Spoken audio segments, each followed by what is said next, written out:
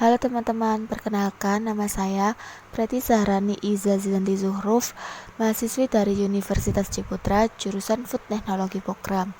Nah, di sini saya akan membahas tentang jaringan beserta keterkaitannya dengan teknologi pangan. Nah, apa sih jaringan itu? Suatu jaringan dapat didefinisikan sekelompok sel yang mengalami spesialisasi yang sama untuk bersama-sama melaksanakan suatu fungsi khusus tertentu. Nah, lebih singkatnya lagi, jaringan adalah sekumpulan sel yang mempunyai fungsi yang sama. Struktur dan fungsi jaringan pada tumbuhan. Jaringan tumbuhan berdasarkan sifatnya dibedakan menjadi dua macam, yaitu jaringan meristem atau jaringan embrional dan jaringan permanen atau jaringan dewasa.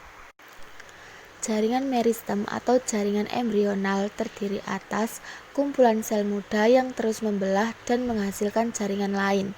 Contoh dari jaringan ini yaitu jaringan meristem pada pucuk batang dan akar serta jaringan kambium. Sedangkan jaringan permanen atau jaringan dewasa terdiri atas sel-sel yang sudah tidak membelah dan telah mengalami diferensiasi. Jaringan permanen meliputi jaringan pelindung, jaringan dasar, jaringan penguat, dan jaringan pengangkut. Ciri-ciri sel penyusun jaringan meristem sebagai berikut. 1. Aktif membelah dan belum mengalami diferensiasi. 2. Berukuran kecil dan berdinding tipis. 3. Memiliki nukleus relatif kecil, bervakuola kecil, dan mengandung banyak sitoplasma. Yang keempat, berbentuk kuboid atau prismatik. Selanjutnya, kita akan membahas macam-macam jaringan pada tumbuhan. Yang pertama, jaringan pelindung atau epidermis. Jaringan ini berfungsi untuk melindungi tumbuhan dari pengaruh luar yang merugikan. Nah, ciri-ciri jaringan epidermis sebagai berikut. Pertama, terdiri atas satu lapis sel. Kedua, tersusun atas sel-sel hidup. Ketiga, memiliki beragam bentuk. Keempat, tidak memiliki klorofil. Dan yang terakhir, mengalami modifikasi membentuk derivat jaringan epidermis. Nah, seperti yang sudah ada pada gambar, jaringan epidermis mempunyai 4 struktur yang khas. Yang pertama, stomata mulut daun, yaitu lubang pada lapisan epidermis daun. Fungsi dari stomata adalah sebagai tempat masuknya CO2 dan keluarnya O2 waktu berfotosintesis. Yang kedua, lubang pada tepi dan ujung daun yang berfungsi untuk bergutasi. Yang ketiga, trikoma, yaitu rambut-rambut yang tumbuh pada permukaan luar dari epidermis daun dan batang. Fungsinya untuk menahan penguapan air. Yang keempat, bulu akar, yaitu rambut-rambut yang tumbuh pada permukaan akar yang dapat diresapi oleh larutan garam-garam tanah. Kedua, jaringan dasar atau parenkim. Parenkim disebut jaringan dasar karena terletak hampir di seluruh bagian tubuh tumbuhan. Ciri-ciri sel penyusun jaringan parenkim sebagai berikut. 1. Selnya bersegi banyak. 2. Dinding sel tipis dan mempunyai vakuola yang besar untuk menyimpan makanan cadangan. 3. Terdiri atas sel-sel hidup. 4. Mempunyai banyak ruang antar sel. 5. Dapat bersifat meristematis. Nah, berdasarkan fungsinya, jaringan parenkim dibedakan menjadi 5 macam. Yang pertama, parenkim asimilasi atau klorenkim. Kedua, parenkim penimbun. Ketiga, parenkim air. Keempat, parenkim udara atau airenkim.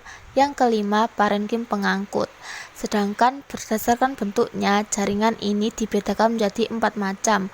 Yang pertama, parenkim palisade. Kedua, parenkim bunga karang. Yang ketiga, parenkim lipatan, dan yang keempat, parenkim bintang. Ketiga, jaringan penyokong. Ada 2 macam jaringan penyokong, yaitu kolenkim dan sklerenkim. Kolenkim cirinya sel hidup berdinding selulosa tebal, terutama pada sudutnya. Fungsinya untuk memperkokoh tubuh tumbuhan. Sedangkan sklerenkim cirinya sel mati berdinding lignin atau zat kayu. Fungsinya sebagai penyokong. Yang keempat, jaringan pembuluh. Fungsi dari jaringan ini adalah untuk alat transportasi vasikuler. Jaringan pembuluh dibagi menjadi 3 macam. Yang pertama, trakeid, yaitu deretan sel mati berdinding lignin yang merupakan pembuluh di mana dinding melintangnya berpori. Fungsinya untuk transportasi zat anorganik secara vasikuler dari bawah ke atas. Kedua, trakea atau pembuluh kayu, yaitu deretan sel mati berdinding lignin di mana dinding melintangnya hilang. Fungsinya untuk transportasi vasikuler zat anorganik dari bawah ke atas. Yang ketiga, pembuluh tapis, yaitu deretan sel hidup berdinding selulosa dan dinding melintang berpori. Apabila trakea dan trakeid itu berkumpul, bisa membentuk bagian dari xilem. Sedangkan apabila pembuluh tapis berkumpul, itu bisa membentuk bagian dari flom. Yang kelima, jaringan meristem. Jaringan meristem adalah jaringan yang selnya selalu membelah atau bermitosis. Selnya belum berspesialisasi maupun berdiferensiasi. Macam-macam dari jaringan meristem itu dibagi menjadi 5. Yang pertama, titik tumbuh. Terdapat pada ujung batang dan menyebabkan tubuh memanjang disebut tumbuh primer. Yang kedua, perisikel atau perikambium. Letaknya antara korteks dengan silinder pusat yang merupakan tempat tumbuhnya cabang-cabang akar.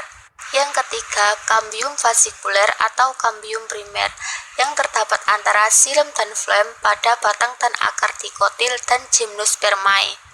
Keempat, kambium sekunder yang terdapat pada permukaan batang atau akar yang epidermisnya pecah akibat tumbuh sekunder. Akibat lain dari tumbuh sekunder adalah terbentuknya lingkar tahun. Nah, lingkar tahun adalah xilem yang dibuat kambium dari satu musim ke musim yang sama berikutnya. Yang kelima, parenkim, yaitu meristematis yang terdapat pada beberapa batang monokotil seperti pada pohon palem praja. Selanjutnya, saya akan membahas struktur dan fungsi jaringan pada hewan. Jaringan hewan multiseluler dapat dibagi menjadi 4 kelompok besar. Yang pertama, jaringan epitel. Jaringan epitel terdiri dari sel-sel yang membentuk suatu lapisan bersinambung yang menutupi permukaan tubuh atau melapisi ruang-ruang di dalam tubuh. Secara umum, jaringan ini berfungsi untuk mengikat jaringan dengan bagian yang ada di bawahnya dan melaksanakan fungsi absorpsi serta proteksi. Nah, seperti yang sudah kita lihat pada gambar, jaringan ini dibagi menjadi 2 jenis. Yang pertama, jaringan epitel selapis, yang kedua, jaringan epitel bertingkat.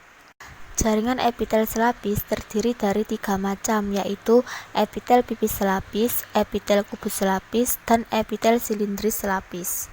Sedangkan jaringan epitel bertingkat terdiri dari epitel pipih berlapis, epitel kubus berlapis, dan epitel silindris berlapis. Kedua, jaringan penyokong atau pengikat. Jaringan ini berfungsi untuk melekatkan suatu jaringan dengan jaringan lain, membungkus organ-organ, mengisi rongga di antara organ-organ, dan menghasilkan imunitas. Berdasarkan sifat dari matriksnya, jaringan penyokong dikelompokkan menjadi 6 macam. Yang pertama, jaringan adiposa. Kedua, jaringan ikat. Nah, jaringan ini dibagi menjadi 2 jenis, yaitu ikat padat dan ikat longgar. Ketiga, jaringan tulang rawan. Nah, jaringan ini dibagi menjadi 3 jenis, yaitu tulang rawan hialin, tulang rawan fibrosa, dan tulang rawan elastis. Keempat, jaringan tulang keras. Kelima, jaringan darah. Dan yang keenam, jaringan limfe. Ketiga, jaringan otot. Jaringan otot tersusun atas sel-sel otot yang berfungsi untuk melakukan pergerakan pada berbagai bagian tubuh. Jaringan otot dibagi menjadi 3 macam, yaitu jaringan otot polos, otot lurik, dan otot jantung. Yang pertama, otot polos. Otot ini terletak pada organ dalam. Otot ini berbentuk memanjang, gelondong, ujung lancip, dan inti selnya ada 1 di tengah. Aktivitas dari otot ini di luar kehendak. Yang kedua, otot lurik. Otot ini terletak pada rangka. Berbentuk memanjang, silindris, ujung tumpul, dan inti selnya ada banyak di tepi. Dan aktivitasnya di bawah kehendak. Yang ketiga, otot jantung. Otot ini terletak di dalam organ jantung. Bentuknya memanjang, silindris, serabut, dan bercabang. Inti selnya ada 1 terletak di tengah dan aktivitasnya di luar kehendak. Keempat, jaringan saraf. Jaringan saraf terdiri atas sel-sel saraf yang disebut sebagai neuron. Neuron ini berfungsi untuk merespon perubahan lingkungan dan membawa impuls-impuls saraf ke pusat saraf atau sebaliknya. Jaringan saraf sendiri berfungsi sebagai koordinasi aktivitas tubuh.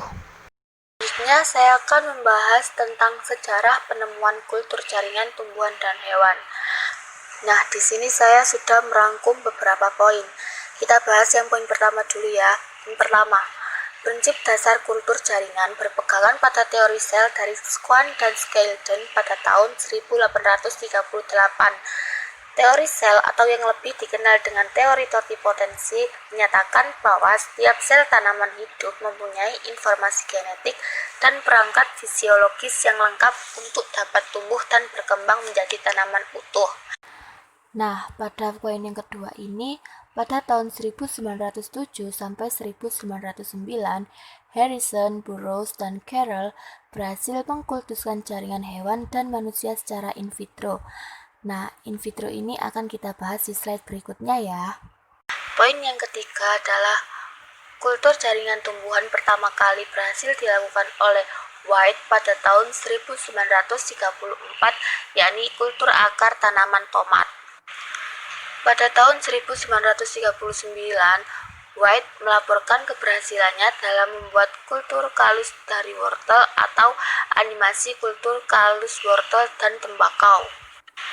Pada tahun selanjutnya, temuan penting lain juga sudah ditemukan, yaitu hasil penelitian Morel tentang perbanyakan anggrek melalui kultur jaringan pada tahun 1960 dan penggunaan yang meluas media kultur dengan konsentrasi garam mineral yang tinggi yang dikembangkan oleh Mursyk dan Scott tahun 1962. Di sini saya akan membahas tentang keterkaitan antara jaringan dengan teknologi pangan. Apabila kita membahas tentang tumbuhan dan hewan, pasti sangat berkaitan sekali dengan makanan sehari-hari kita.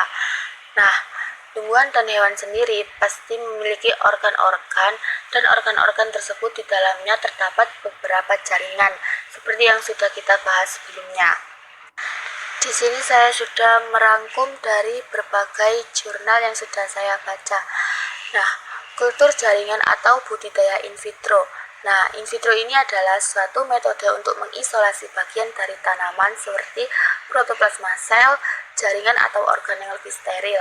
Ditumbuhkan pada media buatan yang steril, dalam botol kultur yang steril, dan dalam kondisi yang aseptik, sehingga bagian-bagian tersebut dapat memperbanyak diri dan bergenerasi menjadi tanaman yang lengkap.